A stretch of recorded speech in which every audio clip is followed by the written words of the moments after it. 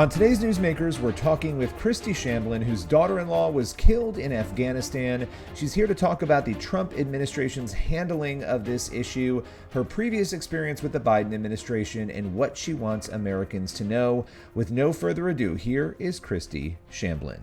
Christy, I want to thank you for joining me. Just to start off here, U.S. officials say that a man named Mohammad Sharifullah has been apprehended and extradited to the United States, and they claim that he was involved in the suicide bombing at Kabul's airport back in 2021. Your daughter-in-law and you and I have spoken a number of times about this. Marine Sgt. Nicole Gee, she died in that attack. And so there's a lot to break down here, but what was it like for you to hear the news that this alleged accomplice was caught?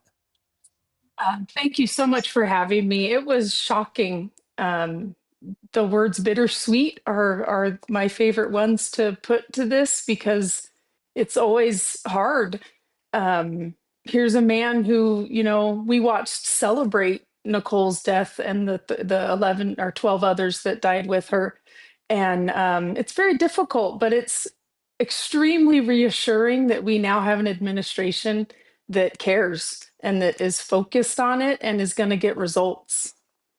Yeah, this is not something, and I want to talk about the president and him reaching out to your family, but this is not something that has been easy, obviously, because when you and I first connected, former President Biden was in office, the Biden administration, and you have not been quiet really about your thoughts and your feelings on how this was handled. You've been very respectful over the last couple of years, but when you look at the way the last administration handled not just trying to find those who were responsible for this attack, but also interacting with your family, and you compare that to what is happening now, how would you describe that?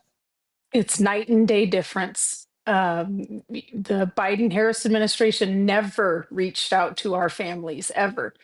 And, you can get a hold of us. Other people can get a hold of us. So I know they can get a hold of us, but they never tried. I think that looking back, their entire administration was busy covering up the fact that Biden was not competent. And it took all the focus away from everything that needed to be happening to protect Americans and protect our troops and our interests. And the current administration is on a mission and they're going to make it right. And it's just a night and day difference. It's full transparency with them. There are no questions that are off limits. We can ask anything.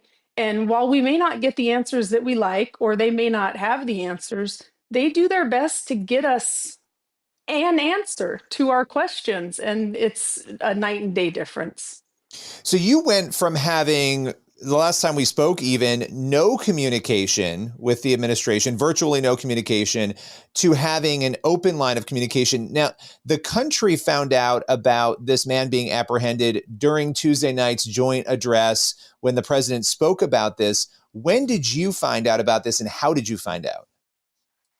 In the afternoon on Tuesday, we got a phone call, and it was from the White House Situation Room. And we waited on hold for a bit until the president came on the line, along with Mike Waltz and Dr. Gorka, Sebastian Gorka, and let us know that they had this man on the plane. They let us know who it was and let us know that, the Pakistan government had helped with the intelligence on apprehending him.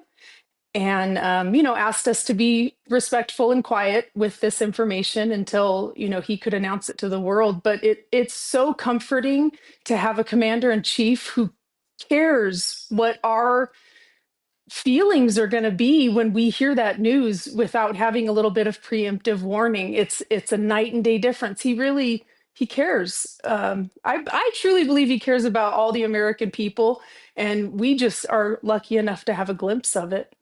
Yeah, you raised a really important point there because they did not need to call everybody, right? They called you to tell you this information is going to be shocking and surprising, right? If you were to have heard it during the speech when everyone else heard it, I think it would have probably been a shock. So to be able to process that before it was announced to the nation and the world in that way.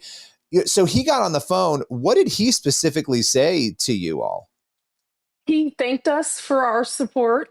And then he just got right down to business and told us, with the intelligence that we've gathered, we're bringing this person home. He's on a plane, or not home, but to justice. He's on a plane right now, and that it had been Dr. Gorka specifically, and Mike Waltz too, I believe. They were very focused on getting this resolved, and they're not finished. And we're very, very excited that the first steps to making this never happen again are finally being taken. And I think that is you've been consistent in that too, that obviously what your family and the other families have gone through is something that nobody should have to go through.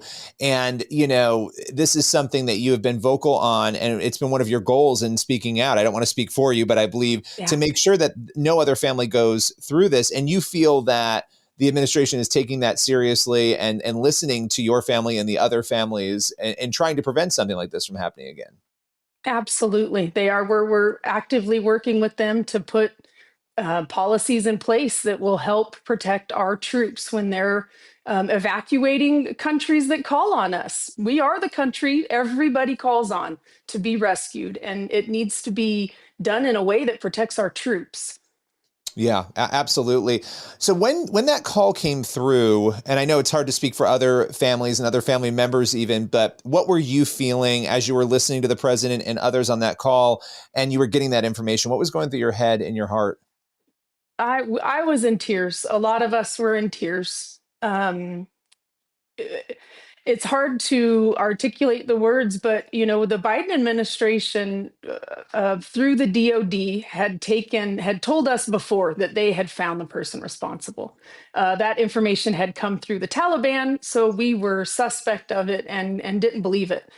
But to have them kind of throw that at us in order to appease us, and to know it was nothing, and then to have this administration come in and prove to us, that they're going to follow through on their word. Promises kept is happening.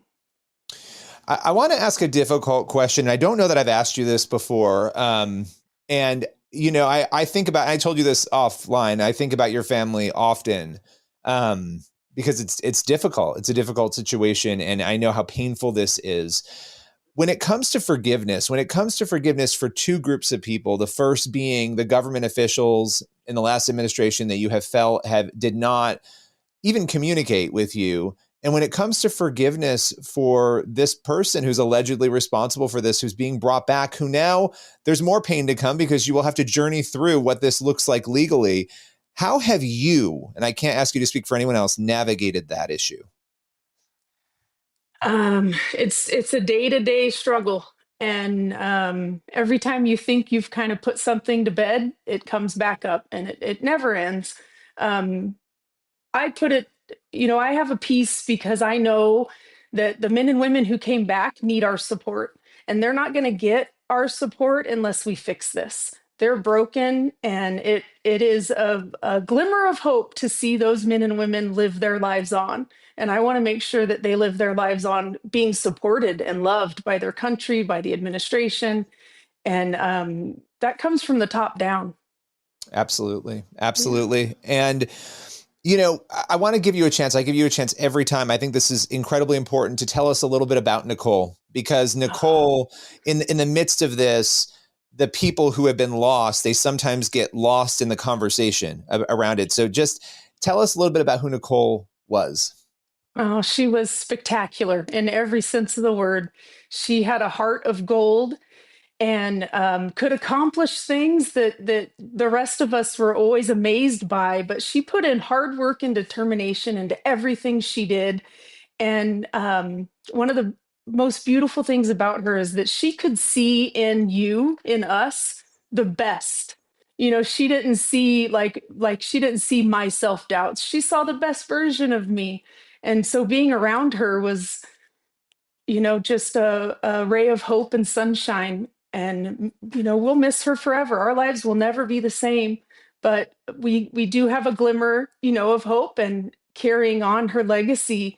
I love that. And I love hearing that. And, final question for you today. And, you don't get asked this a lot in interviews. I love being able to be at a place where I can ask this. When it comes to your son, your family, how can people be praying for you guys in this moment? Peace.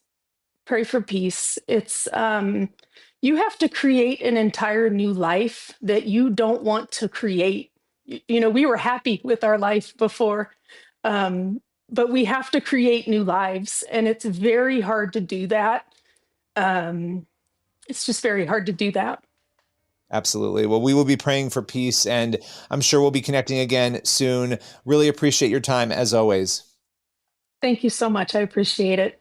That's all for today's Newsmakers. For the full interviews that you hear on this show, make sure you head on over to the CBN News YouTube channel and check out the Newsmakers TV show on CBN News as well. We'll see you back here again tomorrow for another episode.